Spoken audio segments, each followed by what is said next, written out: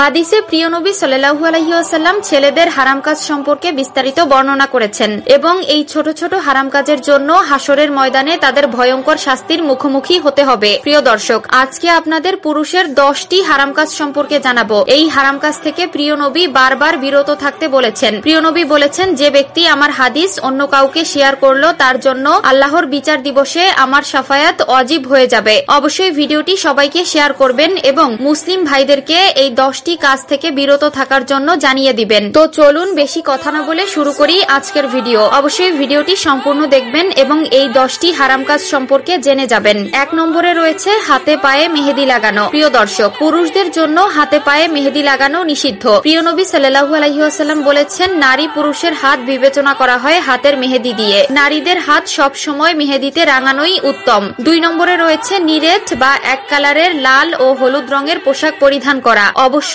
পোশাকের ক্ষেত্রে এই বিষয়ে সতর্ক থাকবেন। 3 নম্বরে রয়েছে ফ্যাশনের জন্য নাক কান ফোরানো। আজকাল অনেক ছেলেদেরকে দেখা যায় নাক কান ফোরানোর মাধ্যমে নিজেকে স্মার্ট দাবি করে, যা ইসলামে একদম নিষিদ্ধ ও পুরুষদের জন্য হারাম কাজ। অবশ্যই এ বিষয়ে সতর্ক থাকবেন। 4 নম্বরে রয়েছে প্রাপ্ত বয়স্কদের হাফ প্যান্ট পরা। হাফ প্যান্ট বলতে হাঁটুর উপরের কাপড়কে বোঝানো হয়েছে। 5 নম্বরে রয়েছে চুল দাড়িতে কালো রং করা। প্রিয় দর্শক, আজকাল অনেক পুরুষদেরকে দেখা যায় চুলে দাড়িতে কালার করতে, যা ইসলামে একদম নিষিদ্ধ ও হারাম কাজ। বয়সের সাথে সাথে চুল দাড়ি সাদা হয়ে যাবে, এটাই প্রকৃতির নিয়ম। কিন্তু প্রকৃতির এই নিয়মকে তুচ্ছ করে নিজেকে অন্য রূপে বানানো ইসলামে জায়েজ নয়। অবশ্যই এ বিষয়ে সতর্ক থাকবেন। 6 নম্বরে রয়েছে স্বর্ণ ব্যবহার করা। পুরুষদের জন্য স্বর্ণ ব্যবহার করা জায়েজ নয়। অবশ্যই এ বিষয়ে সতর্ক থাকবেন এবং এই হারাম কাজ থেকে নিজেকে বিরত রাখবেন। 7 নম্বরে রয়েছে টাকনুর নিচে প্যান্ট পরা অথবা জুব্বা পরিধান করা। 8 নম্বরে রয়েছে সিল্কের কাপড় পরিধান করা। প্রিয় দর্শক, আরো একবার বলেছিলাম, পোশাকের ক্ষেত্রে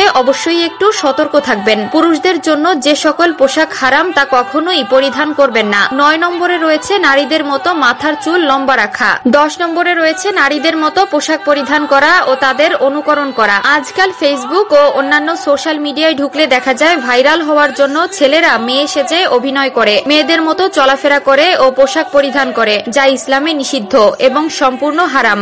এই সকল লোক কখনোই আল্লাহর নবীর শাফায়াত পাবে না। আল্লাহ পুরুষকে পুরুষের মর্যাদা দিয়েছে এবং নারীকে নারীর মর্যাদা দিয়েছে, তাই আল্লাহ যাকে যেমন বানিয়েছে তাতেই শুকরিয়া করা উচিত। আল্লাহ আমাদের সবাইকে সঠিক বুঝ দান করুক, আমিন।